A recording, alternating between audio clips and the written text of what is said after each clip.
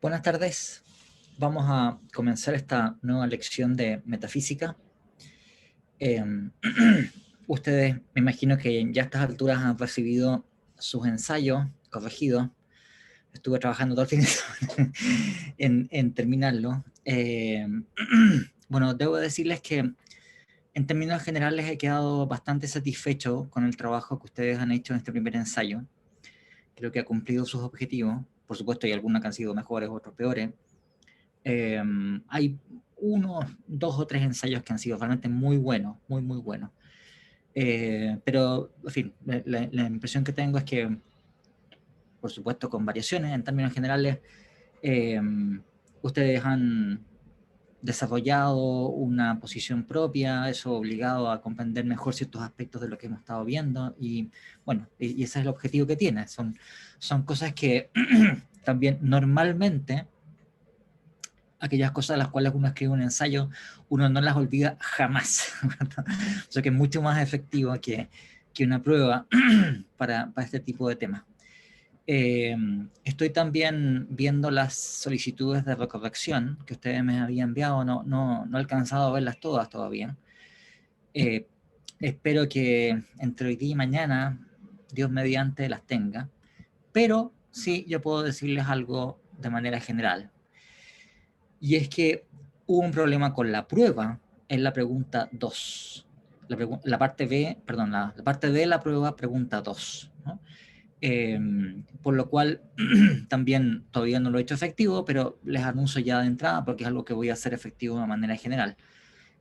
Voy a hacer una bonificación de medio punto a todas las pruebas, porque en la parte B, pregunta 2, en donde yo preguntaba acerca de la diada indefinida de lo grande y lo pequeño, bueno, cometí un error, supuse que sería más o menos obvio para ustedes que eso es el principio material en las corrientes platónicas y en el platonismo de las llamadas doctrinas no escritas, pero en fin, no era así, no tenían ustedes por qué saberlo y generó un montón de confusiones. Entonces, eh, eh, voy a hacer una corrección con las notas, por tanto, tengan en cuenta esto, porque voy a hacer entonces un cambio y van a cambiar sus puntajes. Salvo un par de personas a las cuales ya les he contestado y les he hecho ya la corrección, pero para que tengan ustedes presente, porque van a ver entonces en Canvas que hay una modificación y que por tanto va a haber un cambio general. Y bueno, y en parte creo que eso también es explicativo del mal resultado en la primera prueba, que tenía que ver con, en fin, con este problema. Vamos a continuar entonces ahora con los temas que habíamos estado conversando y les voy a compartir pantalla porque la idea que tengo es que ojalá hoy día comencemos ya a ver cuestiones de metafísica del tiempo, ¿no? Lo que estábamos conversando en las últimas sesiones tiene que ver con, bueno, el contraste entre posiciones dualistas y antidualistas en distintas áreas en metafísica. Y estaba haciendo algunas indicaciones generales, naturalmente, acerca de la epistemología de la metafísica, o sea, qué tipo de evidencias, qué tipo de consideraciones son aquellas que son justificación para una tesis o una posición metafísica. Por supuesto, cuando digo que una justificación, no estoy pretendiendo decir que sea una justificación infalible según estándares cartesianos, o sea, que esté libre de toda duda respecto de un genio maligno. Son evidencia que resulta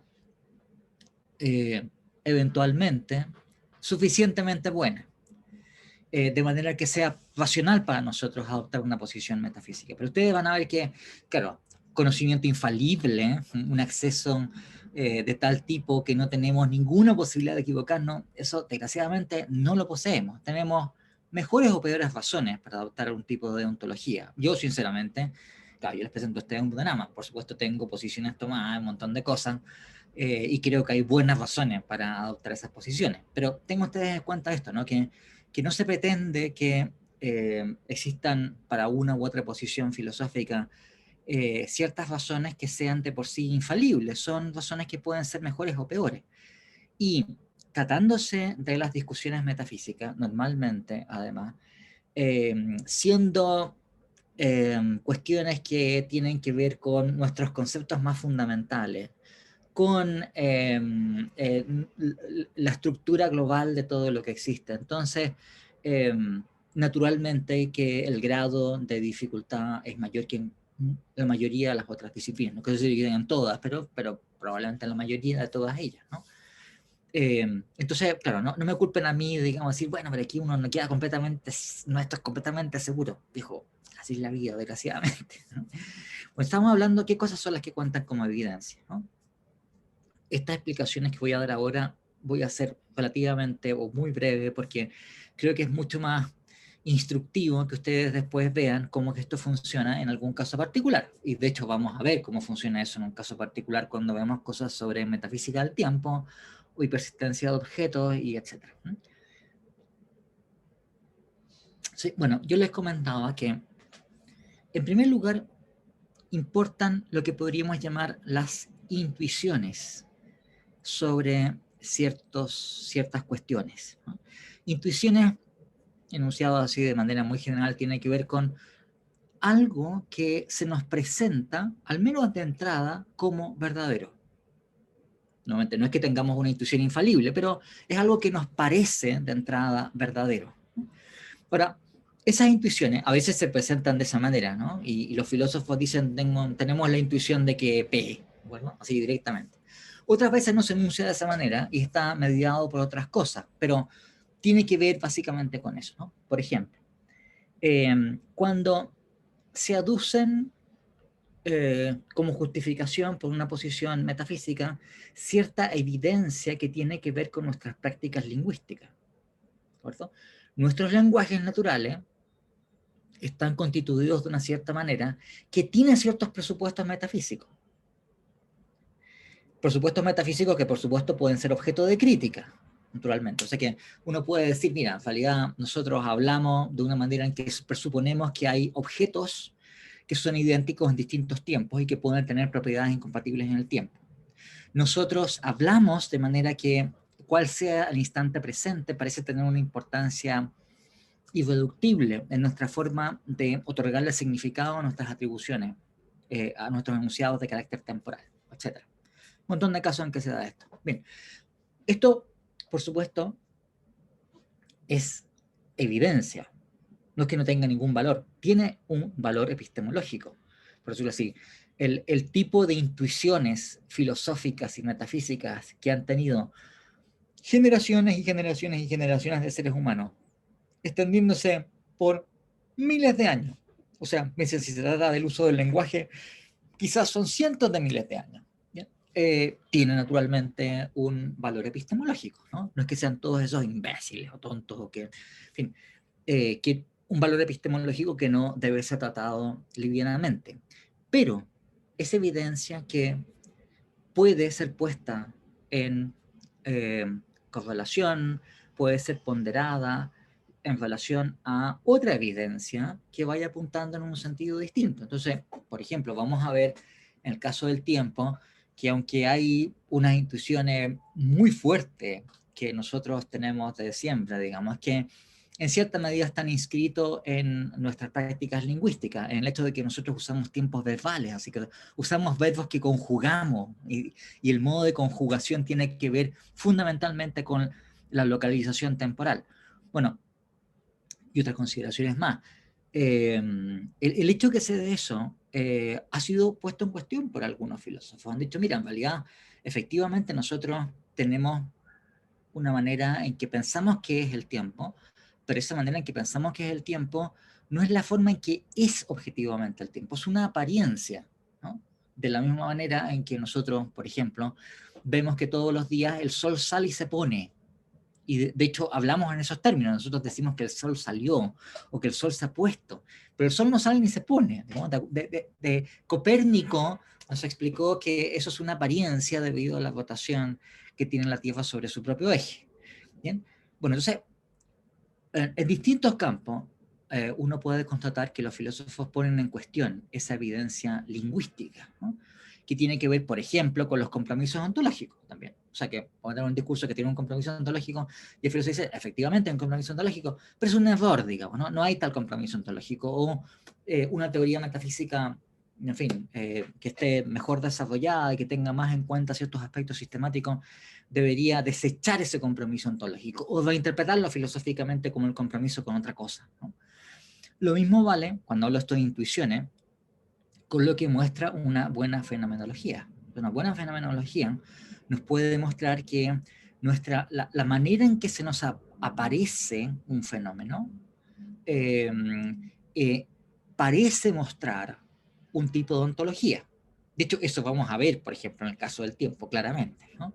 Sin embargo, nuevamente, eso se evidencia a favor de una manera de comprender la ontología de un campo de fenómenos, pero podría ser ponderada con otras consideraciones teóricas. Y de hecho eso ha sucedido. Entonces, de hecho, ustedes pueden ver que en gran parte de las discusiones en metafísica del tiempo tienen que ver con filósofos que ponen en cuestión lo que parece mostrarnos una fenomenología del tiempo. Por otras razones teóricas, a lo mejor están equivocados, quiero decir, lo que muestra la fenomenología es algo que debe ser tomado en serio, no es que no sea algo con valor evidencial, tiene un valor evidencial, pero puede ser puesto en ponderación con otras consideraciones, que en algunos casos van a ser consideraciones que pueden ser confirmatorias de esa evidencia fenomenológica, o en otros casos pueden ser evidencia que desvirtúa la fenomenología. ¿Okay? Bueno, entonces, cuando digo intuiciones hablamos de manera general de este tipo de, en fin, si ustedes quieren, apariencias intelectuales acerca de cómo son las cosas. Otro tipo de elemento que tiene un valor evidencial en la metafísica es lo que aparece de un análisis conceptual. Por supuesto, ustedes se darán cuenta que esto es lo que tradicionalmente han pretendido hacer los filósofos analíticos. O sea, si hay algo así que se llama una tradición filosófica analítica, es porque agrupa a filósofos que le otorgan una enorme importancia al análisis de nuestros conceptos, y en particular de la manera en que se articulan esos conceptos en las estructuras lógico-semánticas de nuestro lenguaje. ¿Ya? Entonces, el análisis conceptual también tiene importancia para resolver cuestiones filosóficas, ¿no? Ahora, nuevamente, no es que esto tenga que suceder siempre en todos los casos, pero lo que uno se encuentra en muchos casos, por no decir todos, ¿no?, es que esto habitualmente es como una tarea preparatoria para las discusiones filosóficas de fondo. O sea, rara vez ustedes se encuentran con que una discusión metafísica sustantiva se resuelve con un análisis, ¿no? Lo que sirve el análisis conceptual es una etapa preparatoria indispensable porque, por ejemplo, nos permite elaborar lo que algunos filósofos denominan la geografía conceptual de un tema. O sea, por decirlo así, especificar cuáles son las posiciones que uno puede adoptar respecto de un tema. ¿Qué implican esas posiciones? ¿Cuáles son sus contradictorias? ¿Cuáles son aquellas posiciones que son opuestas a aquellas que uno está adoptando? Y el análisis conceptual puede ser una manera, cuando digo análisis conceptual en sentido general, no solamente es decir, por ejemplo, que el concepto de F consiste en el concepto de G y H, por decir cualquier cosa, ¿no? No es simplemente saber o poner de relieve que, no sé, por ejemplo, que un oculista es un médico de los ojos, sino que también consiste muchas veces en poner de relieve ciertas conexiones sistemáticas que a lo mejor no es que sea una manera de conseguir una definición de un concepto, pero sí establecer conexiones conceptuales, digamos, como por ejemplo que, qué sé yo, que el concepto de ser, por ejemplo, está implicado en cualquier cosa a la cual hagamos una atribución. Por lo tanto, si algo es un gato, entonces existe. Si algo es un perro, entonces existe. Y para cualquier cosa que digamos que es F para un F cualquiera, se sigue que existe, por ejemplo, ¿no? Eso, por supuesto, no cuenta como una definición del ser, pero es una, digamos así, principio, es una restricción teórica que tiene que satisfacer el concepto de existencia. O, en fin, hay montones de ejemplos, ¿no? Cuando se trata, vamos a ver temas del tiempo, ustedes van a ver, bueno, en principio los instantes de tiempo están ordenados por una relación de anterioridad o también posterioridad, da lo mismo cuál de las dos ocupemos. Y es una suposición estándar que la relación de anterioridad es transitiva y es asimétrica. Y bueno, eso es análisis conceptual. Bueno, o sea, reflexionando sobre el concepto de anterioridad temporal, parece obvio que la anterioridad temporal es transitiva, por tanto, si tengo dos instantes de tiempo, tal que el primero es anterior al segundo, y el segundo a su vez anterior a un tercero, el primero es anterior a un tercero, por ejemplo, ¿no? Entonces, nos muestra cierta geografía conceptual, que es un terreno preparatorio, en el cual uno después, por ejemplo, puede saber que si uno defiende una posición, eso es contradictorio con tal otra, y por tanto uno no puede coherentemente defender las dos, por ejemplo, o cosas por el estilo. Entonces, el análisis conceptual, como les digo, aunque rara vez sea un ejercicio que nos permite adjudicar problemas metafísicos sustantivos, sí cumple una función que normalmente es indispensable para hacer esa adjudicación, o para intentarlo por lo menos. Bueno, por último, ¿no? Cuando hablamos de estos elementos epistemológicos que están jugando cuando se hace metafísica.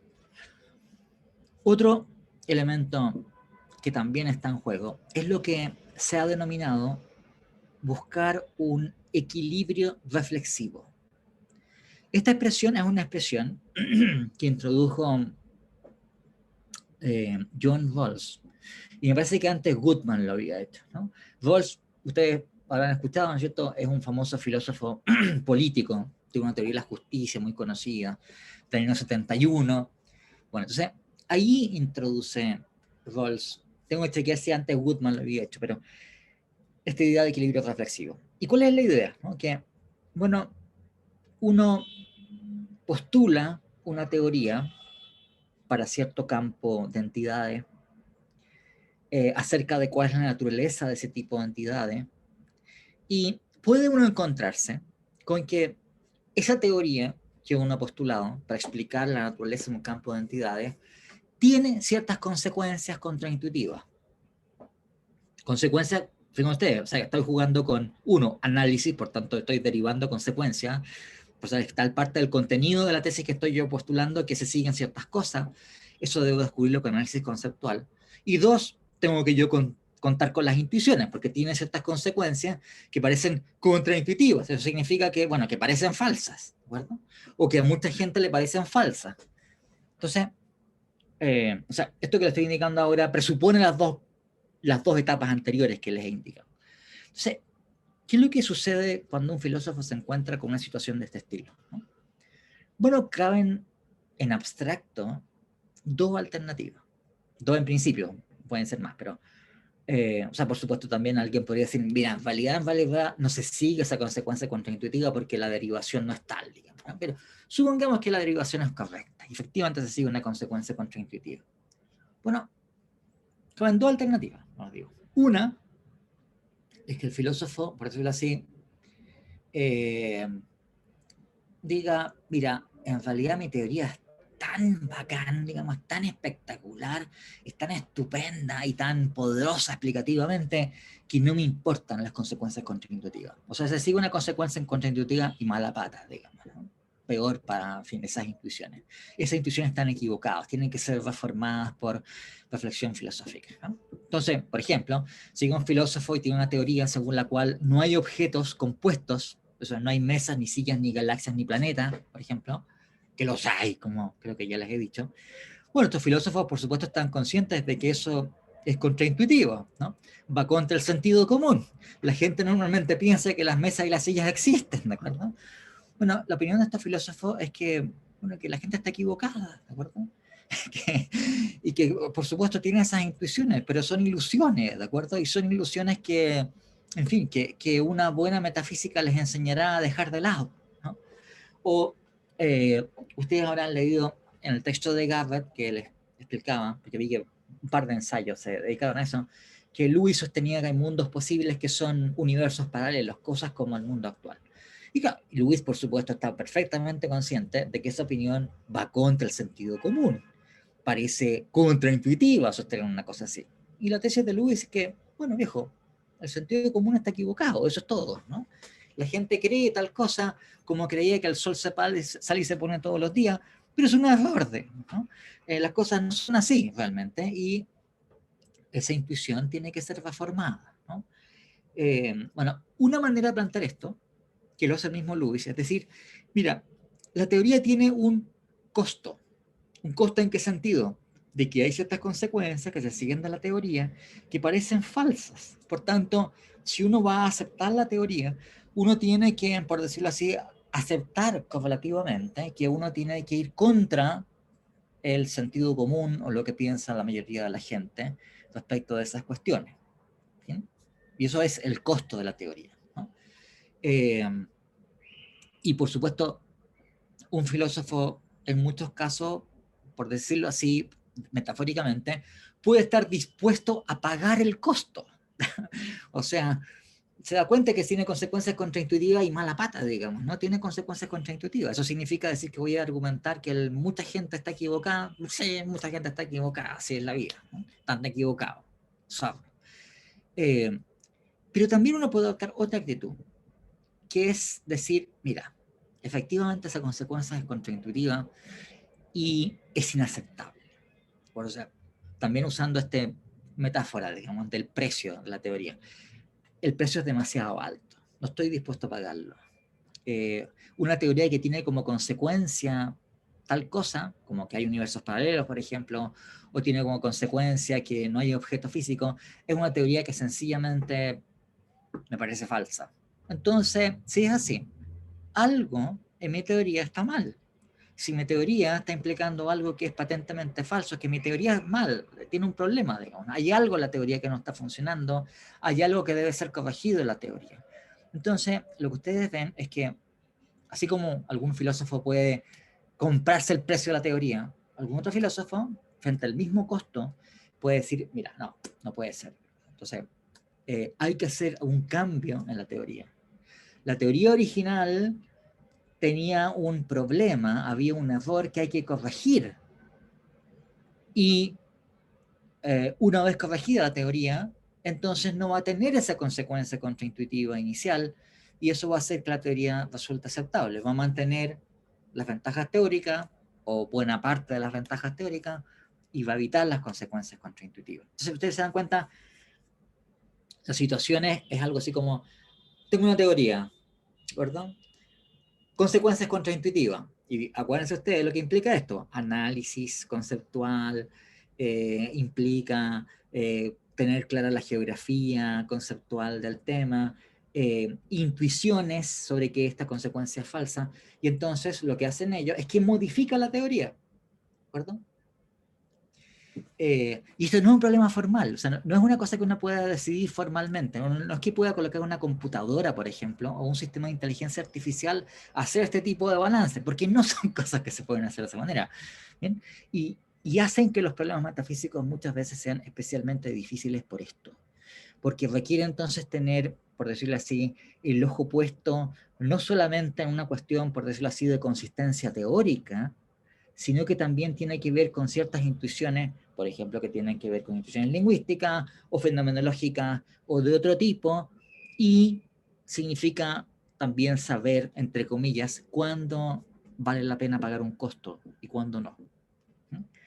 Entonces, Luis, yo les hice leer un pasaje muy breve de Luis donde expresa esto, diciendo, mira, hay, por decirlo así, estos ajustes que hay que hacer, en que uno modifica la teoría porque no quiere aceptar el costo, o en otros casos uno lo va a aceptar.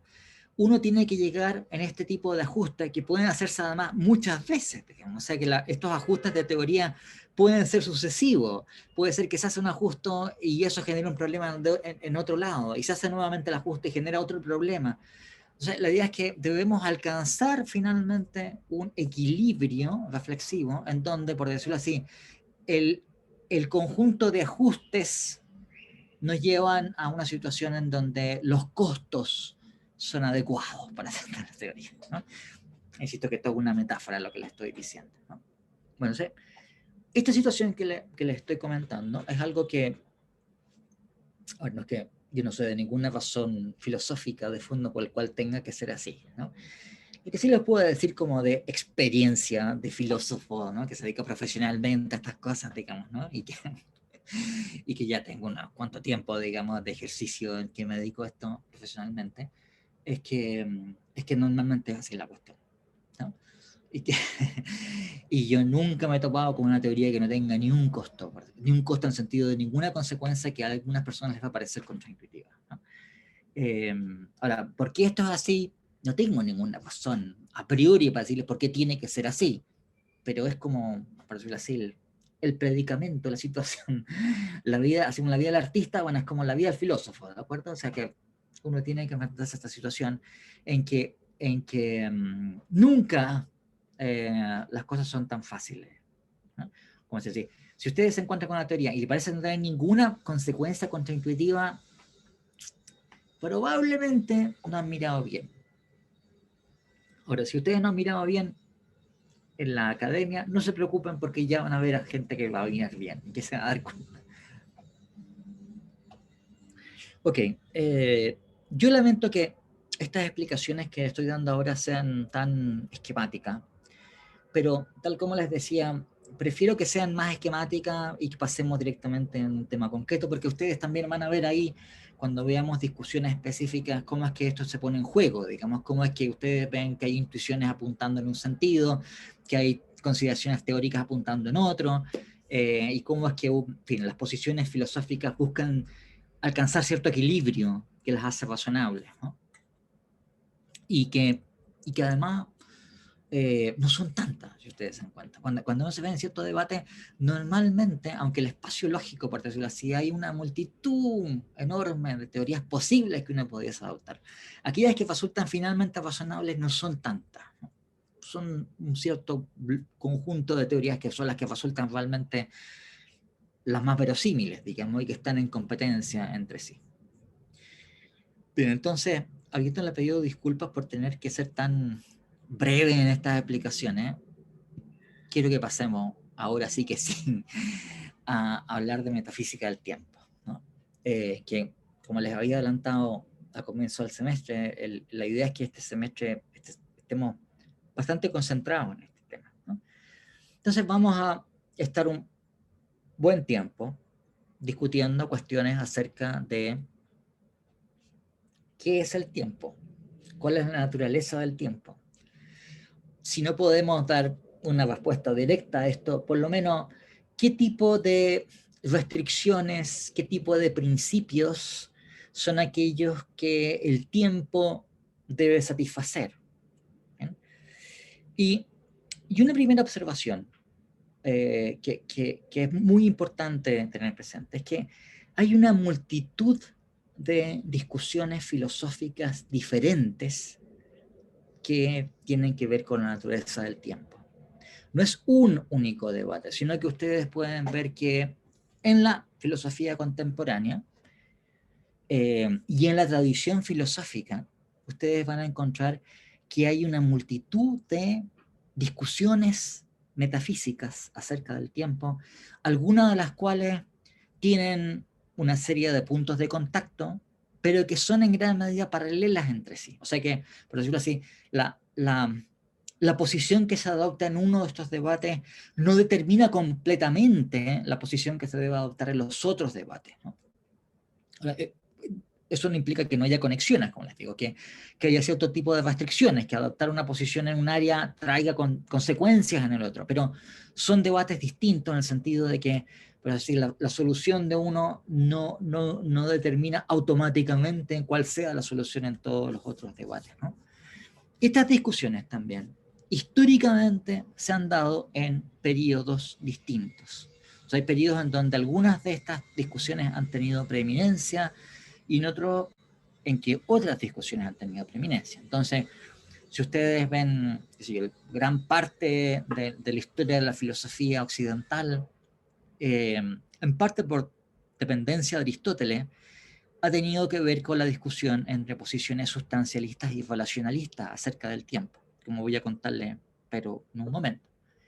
Pero, claro, si ustedes ven las discusiones de los últimos, no sé, 30 años, no es esa la discusión que ha sido más importante. La discusión que ha sido más importante en los últimos tiempos ha sido la discusión entre teorías presentistas y teorías tetradimensionalistas. Ahora, esto puede ser efecto de la moda, no sé, digamos, no es perfecto. Pero de hecho, esas son las cosas que en los últimos 30 años han sido más, en fin, han concentrado más la intención, la atención de los metafísicos, ¿no? También la discusión entre serie A y serie B ha sido muy importante en todo el siglo XX, pero diría los últimos 30 años no ha sido tan importante como esta otra, ¿no? Bueno, la discusión entre sustancialistas y relacionalistas, uno la puede retrotraer a Aristóteles. Aristóteles defiende una posición relacionalista sobre el tiempo en el libro de la física, el libro cuarto de la física, ¿no? Y posiciones de ese estilo se han defendido desde Aristóteles en adelante por muchísimos filósofos, ¿no? Ese es un debate que es muy antiguo en la historia de la filosofía, ¿bien? En cambio, las discusiones acerca de la serie A y la serie B, que también vamos a ver, y también varios de ustedes hicieron ensayos sobre eso, son mucho más recientes. Fundamentalmente porque la distinción se ha hecho patente desde un trabajo de McTaggart a comienzos del siglo pasado, ¿no? Hay antecedentes anteriores, ¿eh? Hay filósofos, que no me acuerdo de quién era, sí, pero en fin, puedo chequearlo, pero hay un filósofo neoplatónico que después pidieron, digamos, no es que fuera famoso ni que hubiera sido influyente, sino que después, revisando, dijeron, miren, creo que era Proclo, ponte, no sé, Proclo, uno, en fin, de la antigüedad tardía, ¿cachai? O sea, estaban como invadiendo los unos, así, estos tipos estaban haciendo filosofía. Bueno, en fin, un comentarista de la antigüedad tardía, neoplatónico, entonces también había tenido, pero no tuvo un mayor impacto en la discusión filosófica. Esto fue una cosa que después se descubrió que este tipo vio lo que había visto McTaggart después, pero entonces ustedes pueden ver, hay una serie de discusiones que son paralelas entre sí. Un tipo de discusión, que es esta discusión clásica que uno encuentra en Aristóteles, que también es clásica en la discusión entre Leibniz y Newton sobre el mismo tema, es si acaso el tiempo es una entidad que existe por sí misma, con independencia de que existan eventos o acontecimientos que suceden en esos tiempos.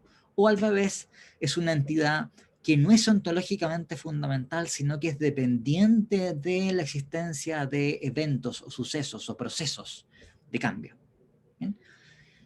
La primera posición se ha denominado sustancialismo, y la segunda se ha denominado relacionalismo, ¿no? Y ese es un tipo de discusión que, como les digo, ustedes encuentran en Aristóteles, encuentran en Leibniz, encuentran en Newton, encuentran en Samuel Clarke, etc.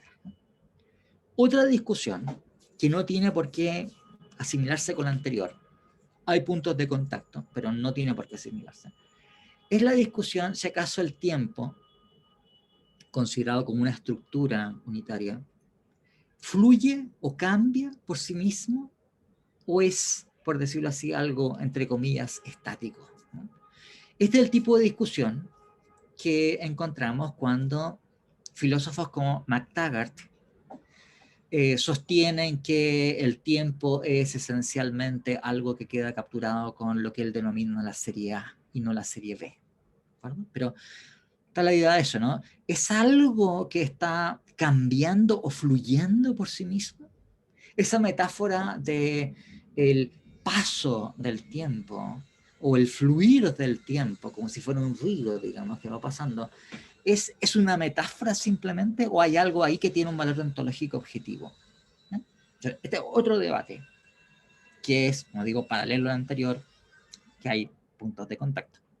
Otra discusión es, a ver, ¿es el presente algo ontológicamente fundamental?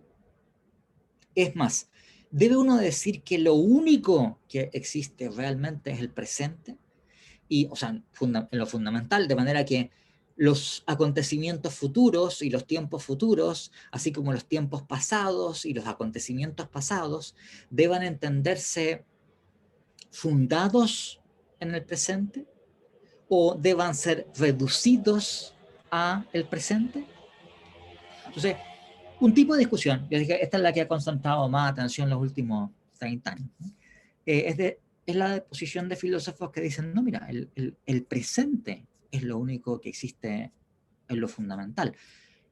El futuro son entidades que están derivadas, que son entidades ontológicamente fundadas, derivativas, son construcciones abstractas tal vez de cosas que se encuentran en el presente, y lo mismo para el pasado, ¿no? Entonces, en un sentido, por decirlo así, en el nivel fundamental no hay pasado ni hay futuro, solamente el presente, ¿no? Esta posición, por lo demás, es la posición que ustedes hicieron filosofía medieval, es la que defiende a San Agustín en el libro 11 de las Confesiones, un texto, en fin, muy, muy clásico y muy conocido, ¿no? Ahí es donde San Agustín dice, ¿qué es el tiempo? Si no me preguntan, lo sé. Si me preguntan, no lo sé. Algo que tenganlo en cuenta para sus ensayos, ¿no? Pero yo creo que he leído cientos de ensayos que parten con eso, ¿no? Porque, en fin, no. O sea, si quieren, ocúpenlo. Si van a hacer ensayos, ocúpenlo si quieren, ¿no? Pero les advierto, ¿no? Cientos de veces. O sea, ya casi me río así cuando comienza un ensayo con ¿qué es el tiempo? Si me preguntan, no lo sé. Si no me preguntan, lo sé. Bien, pero es otro campo de discusiones acerca de si vamos a conceder la validad solamente al presente o al presente y al pasado, o al revés, vamos a concederle el mismo grado de validad al presente, pasado y futuro. ¿Sí? Nuevamente hay puntos de conexión con las discusiones anteriores, pero no es exactamente el mismo debate que las discusiones acerca del carácter estático o dinámico del tiempo, o al carácter de si el tiempo es una entidad sustancial o es una entidad que surge derivativamente de ciertas relaciones de distensión entre otros procesos. Joaquín tiene la mano arriba. Joaquín, adelante, por favor. Profe, ¿y qué papel tiene esto, por ejemplo, la teoría de la relatividad y del tiempo?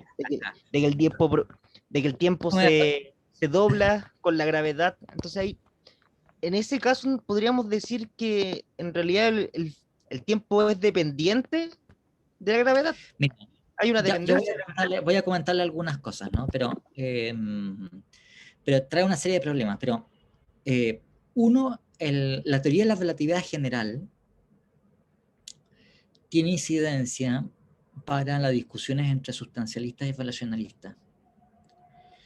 Y también ha tenido incidencia para las discusiones sobre seriedad y presentismo.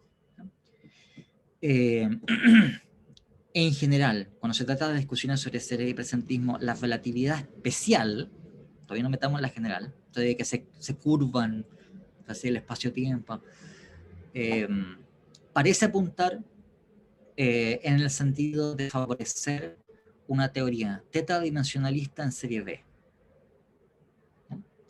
Pero es algo muy discutido. O sea, los filósofos que defienden serie A y los presentistas normalmente hacen un esfuerzo muy grande para explicar que, según su perspectiva, lo que parece resultar de la relatividad especial es una ilusión. Yo les voy a comentar después un poco sobre este tema, ¿no? Sobre la incidencia de la relatividad general, sobre la discusión entre sustancialistas y relacionalistas, el asunto también es bastante complicado. Y esto a propósito de algunos ensayos que ustedes me hicieron, ¿no? Hay que ser muy prudente en las consecuencias que uno saca de teoría científica para sacar consecuencias filosóficas de ellas, ¿no? Y aquí vamos a ver casos concretos en donde, por decirlo así, hay ciertas cosas que parecen apuntar en un sentido, pero también hay consideraciones que apuntan en otros, entonces hay que verlos con bastante prudencia. O sea, tiene incidencia la relatividad especial y la relatividad general, que es la que tiene que ver con la gravedad, pero es muy discutido cuál sea exactamente esa incidencia. O sea, en concreto, por ejemplo, la relatividad especial pone una presión muy fuerte sobre las ontologías de serie A y las ontologías que le asignan cierta prioridad ontológica al presente. Como pasa en el presentismo, y como pasa en las ontologías de bloque creciente, ¿no? Pero insisto, o sea, eso no ha, no ha disuadido a muchos presentistas y a muchos defensores de ontologías de serie para defender sus ontologías. O sea, que hacen acomodo distinto, quizás drástico, quizás inverosímil. Eso también, yo tampoco les voy a ocultar, yo soy un defensor de tetradimensionalismo y serie B, ¿de acuerdo? O sea, que no tengo ningún problema con eso, digamos, ¿no? Pero claro, los presentistas normalmente hacen ajustes de otras maneras que vamos a ver en su momento. A ver, alguien... Gabriel Astudillo, las corrientes que están... No, las discusiones se han tendido a concentrar en las cuestiones entre presentistas y tetradimensionalistas. ¿Bien? Más que los otros, pero no es que los otros no parezcan, ¿no? Pero si uno hiciera una especie de como survey así de cuáles son las cosas en las cuales se publican más cosas, ha habido cierta concentración en esa discusión por sobre las otras, ¿no? Insistiendo en que las otras no han desaparecido. San Agustín es un presentista, antes de que existiera el término, naturalmente, de presentismo, pero era un presentista. Bien, pero hay otras discusiones también ontológicas acerca del tiempo. Discusiones que tienen que ver, claro, que quizás son menos importantes que las anteriores en el sentido de que han concentrado menos atención que las anteriores, pero que también son filosóficamente muy, muy importantes. O sea, a las cuales yo ahora les voy a contar algunas cosas, pero no tenemos tiempo para detenernos en ellas de ninguna manera, ¿no? Pero discusiones acerca de la topología del tiempo. O sea, le voy a decir, mira, cuando consideramos el tiempo, ¿cuál es su estructura global? ¿Puede darse un tiempo circular? ¿Puede darse un tiempo ramificado? ¿Podría ser que hubieran varias series temporales paralelas entre sí? Esas cuestiones son cuestiones que caen bajo la topología del tiempo. Y también relacionado con la topología del tiempo, tienen otras cuestiones como, o sea, especialmente la gente que viene aquí de ingeniería, estará completamente, en fin, acostumbrada a una perspectiva en donde el tiempo se representa como una estructura lineal que puede ser puesta en biyección con los números reales. Entonces uno le asigna una variable real al tiempo. Eso es lo que se hace normalmente. Bueno, pero eso es una, un supuesto filosófico que podría ser falso. Entonces, claro, muchas veces se ha supuesto que el tiempo es una estructura continua en donde está constituida por instantes que son de carácter puntual. ¿Cierto? O sea que cada uno de esos puntos que componen el tiempo tiene en sí mismo una duración de cero. Y el tiempo, o los lapsos temporales, están constituidos por conjuntos de esos instantes, ¿no? Entonces, es una perspectiva que se ha utilizado muchas veces para representar el tiempo, para tratarlo en modelos matemáticos, pero claro, una cuestión filosófica ulterior es acaso la validad es así. Entonces, hay también muchos filósofos que han sostenido que el tiempo no está constituido por instantes puntuales. Aristóteles sostenía eso, de hecho. Sino que, por decirlo así, los instantes puntuales son abstracciones del flujo temporal. Lo que hay no son tiempos puntuales, sino que son otra cosa. Lapsos distendidos, distensiones, duraciones temporales. ¿Bien? Insisto que estas cuestiones que yo estoy aquí indicándoles, no tenemos el tiempo para detenernos en ella mucho.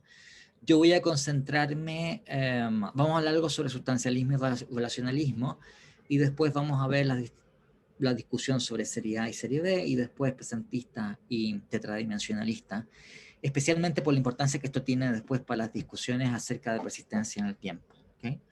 Así que, por favor, no se enoje conmigo si ustedes ven que la discusión que vamos a estar haciendo no es una discusión exhaustiva, ¿no? De todas estas cuestiones, porque la verdad es que, en fin, exceden muchísimo las cosas que podemos hacer en el espacio que nos entrega un semestre. Hablemos un poco sin embargo, acerca de la topología del tiempo. O sea, estas características que le asignamos al tiempo considerándolo como una estructura unitaria, ¿de acuerdo? Bueno, la suposición tradicional, porque, en fin, o sea, esta suposición es tan Platón, digamos, ¿no? No es una cosa que inventaron, no sé, digamos, quienes desarrollaron la mecánica racional en el siglo XVIII, ¿no? O Newton en el siglo XVII. No, Galileo, Newton, Descartes, todos los filósofos, todos presuponen esa perspectiva, ¿no? En donde se piensa que el tiempo es un tipo de estructura que consiste en una, sí, puede ser ordenada, donde podemos distinguir distintos tipos de eventos o acontecimientos que acaecen en distintos instantes y que tiene una cierta ordenación que viene dada por relaciones de anterioridad o posterioridad, o sea, da lo mismo en realidad cuál de las dos uno utiliza, ¿no? La posterioridad es la conversa de la relación de anterioridad, o al revés, uno puede tomar la relación de anterioridad como la conversa de la relación de posterioridad. Cualquiera de estas relaciones es una relación que establece o induce una ordenación entre los tiempos. Si uno establece una métrica además sobre esta relación, uno puede entonces establecer relaciones de mayor anterioridad o menor anterioridad. Y lo mismo valdría si es que estuviésemos hablando de la posterioridad, naturalmente, ¿no? Entonces, ¿qué es lo que se ha supuesto tradicionalmente? Pero les digo diciendo, estos son supuestos filosóficos, ¿no? Supuestos filosóficos que podrían estar equivocados, naturalmente, ¿no? Ahora, son los supuestos que se han hecho normalmente, ¿no? Gran parte de la discusión que vamos a estar haciendo aquí cuando estemos discutiendo sobre serie A o serie B, sobre presentistas o tetradimensionalistas, presuponen este punto de vista. No lo ponen en cuestión, lo presuponen, ¿bien? Pero la idea es, mira, la secuencia de eventos ordenada por la relación de anterioridad no podría ser circular. ¿Okay? Esto es, la relación de anterioridad, o sea, esta relación por la cual, si yo considero cualesquiera dos eventos en la serie temporal, uno de ellos debe ser anterior al otro. Si es que no pertenecen al mismo tiempo, naturalmente, son simultáneos, ¿no? Por tanto, la relación de anterioridad, e insisto, lo que digo para la relación de anterioridad vale de la misma manera para la relación de posterioridad, que es su conversa. Ocupo la anterioridad por comodidad, digamos, ¿no? Pero ustedes hagan el cambio si quieren, ¿no? Tiene que ser lo que se denomina en matemática un orden estricto. Esto es, una relación irreflexiva, asimétrica y transitiva. ¿Se acuerdan que hablamos de esto a propósito de la relación de fundación y de dependencia? Ven que se les asignaban estas características por las cuales establecía una jerarquía en la realidad. Bueno, la relación de anterioridad es una relación que se ha supuesto normalmente que tiene estas características. Es una relación en donde, uno, nada es anterior a sí mismo, ningún evento, que es algo que acaece naturalmente que en un tiempo, es anterior a sí mismo, ¿no? Si tengo yo dos eventos, el evento A y el evento B, y el evento A es anterior al evento B, no puede ser que el evento B sea también anterior al evento A, por tanto es asimétrica, y es también una relación transitiva. Si el evento A es anterior al evento B y el evento B es anterior al evento C, el evento A debe ser anterior al evento C. Entonces, qué sé yo, ¿no? Si tengo el combate naval de Iquique y el estallido de la Segunda Guerra Mundial, y el estallido, el combate naval de Iquique es anterior temporalmente al inicio de la Segunda Guerra Mundial, no puede ser que la Segunda Guerra Mundial sea a su vez anterior al combate naval de Iquique, ¿verdad? También, si pasamos a la transitividad, la llegada del hombre a la luna eh, eh, es posterior a el estallido de la Segunda Guerra Mundial, ¿no? El combate naval de Iquique es anterior al estallido de la Segunda Guerra Mundial.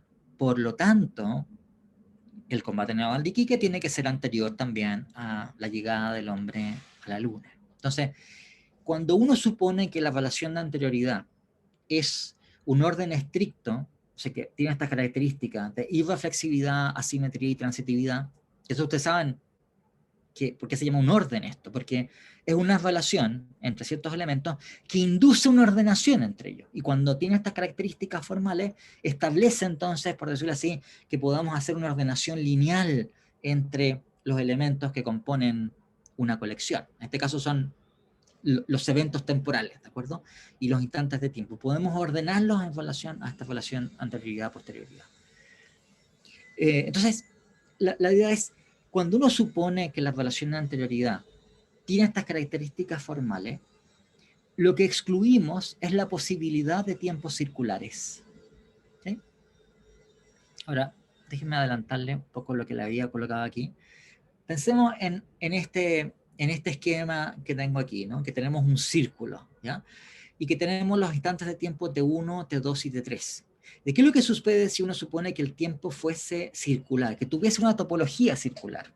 Bueno, lo que sucedería es que todos los tiempos de la serie temporal serían anteriores y posteriores a sí mismos. Joaquín, tienes también la mano levantada. Adelante, por favor.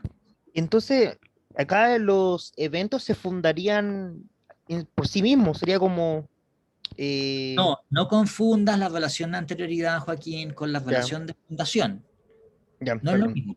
O sea, lo que sucedió es que una característica que tenía la relación de fundación y la relación de dependencia también se da para la anterioridad, pero nadie está pensando que las cosas pasadas son más fundamentales, por ejemplo. Ah, ya. Pero entonces esto sería un bucle. Bueno, si tienes tú una estructura de tiempo circular, lo que sucedería es que cada uno de los eventos sería anterior a sí mismo. Entonces T1, por ejemplo, es anterior a T2, T2 es anterior a T3, T3 a su vez sería anterior a T1, por tanto T1 debería ser anterior a T1, ¿de acuerdo? Y eso valería para todos los instantes de tiempo. También las relaciones de anterioridad y posterioridad contarían también como simétricas, ¿no? Si cada objeto tiene la relación de anterioridad a sí mismo, entonces es que la relación de anterioridad puede darse, por decirlo así, entre dos ítems simultáneamente, ¿no? Alguien hizo algo en chat. Santiago Garrido dice, ¿esto es como Nietzsche en Zaratustra o no? No, Santiago, es una muy buena pregunta, pero aquello de lo cual habla Nietzsche en Zaratustra es una cosa distinta. El eterno retorno no es una secuencia temporal cerrada en donde los mismos acontecimientos vuelven a acaecer, ¿no? Sino que es una secuencia en donde el mismo tipo de acontecimiento vuelve a acaecer, ¿no? La idea del eterno retorno, además para darle un poco, o sea, aparece en Nietzsche, pero es una idea clásica. Si ustedes suponen que hay un tiempo infinito, o sea, un tiempo que no tiene un comienzo ni tiene un final, como pensaban todos los griegos, o sea, era un supuesto aceptado por todo el pensamiento griego en la antigüedad clásica, no sé si hay alguna excepción, pero creo que no, digamos, todo el mundo pensaba eso. En una distensión infinita, por poco probable que sea un tipo de acontecimiento, seguro, o sea, con probabilidad 1, en algún tiempo u otro, no importa que sea el infinito, ese tipo de acontecimiento se va a volver a repetir.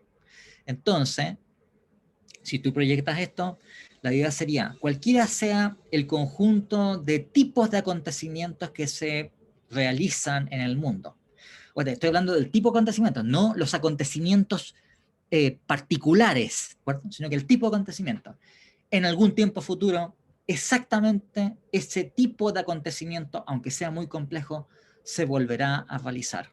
Entonces, esto estaba detrás de la concepción del tiempo cíclico, que era característico del punto de vista clásico, en donde lo que ustedes tienen es que el conjunto de acontecimientos del mundo es un gran ciclo que tarde o temprano se volverá a reiterar. Pero insisto, no es que se van a volver a reiterar los mismos eventos, sino que se volverán a reiterar el mismo tipo de evento.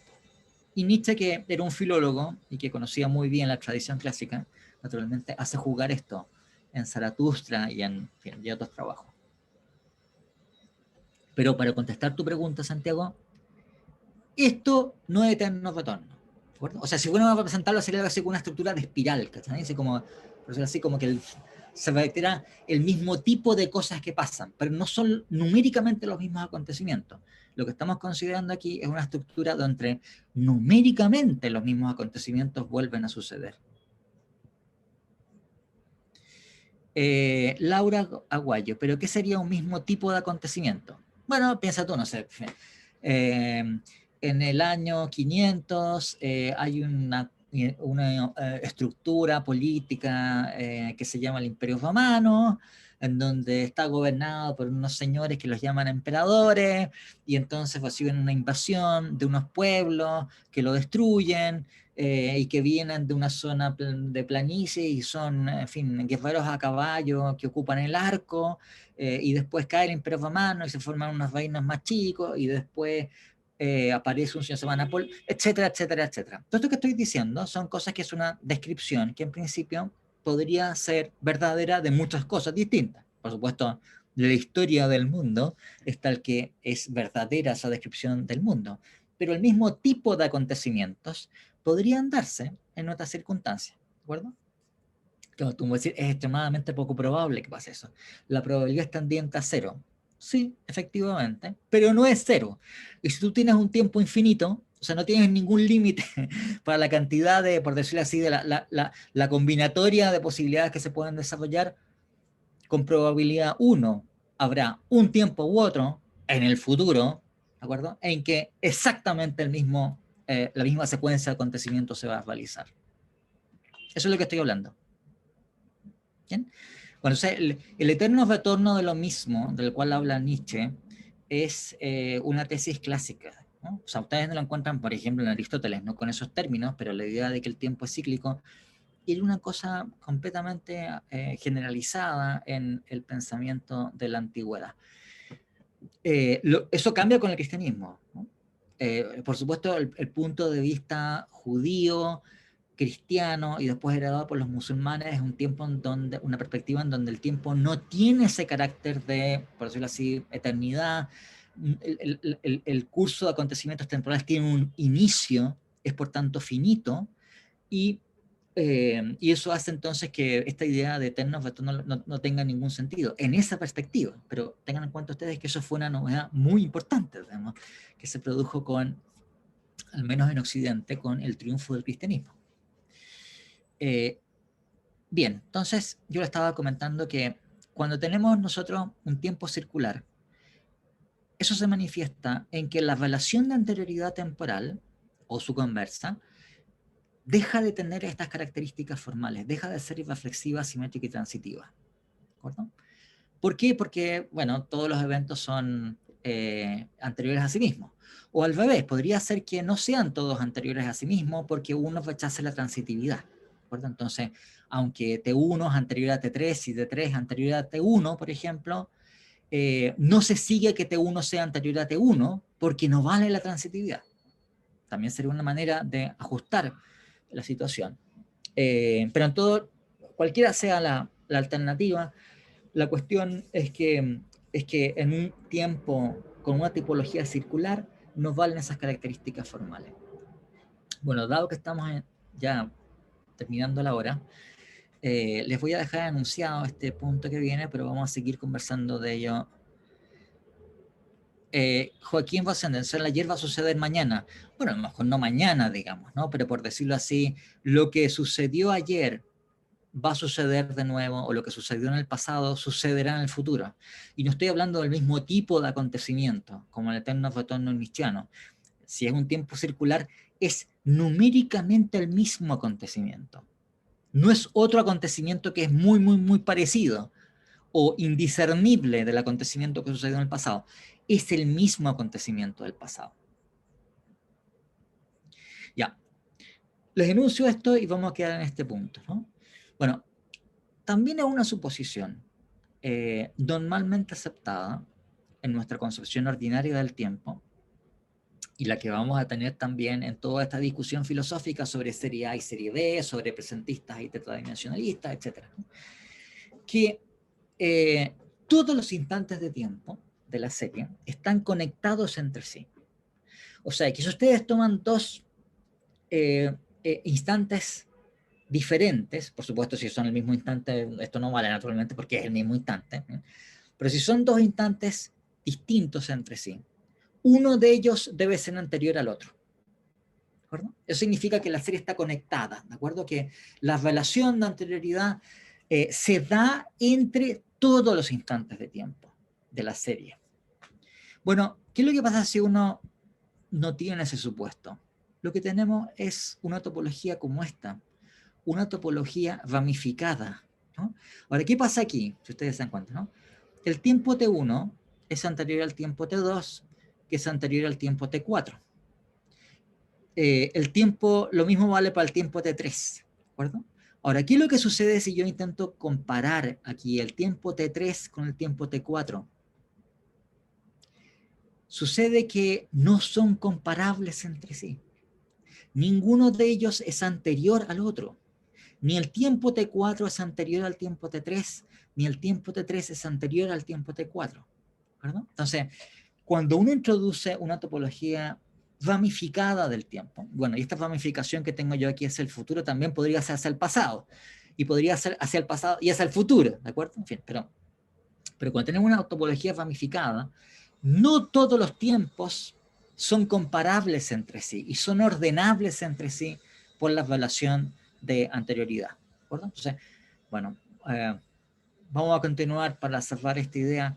Nuestra concepción es esta, ¿no?, de la topología del tiempo, ¿no? No es ni esta ni esta otra, pero es un problema filosófico sustantivo o es una cuestión filosófica sustantiva. En ese caso no deberíamos admitir alguna de estas otras alternativas.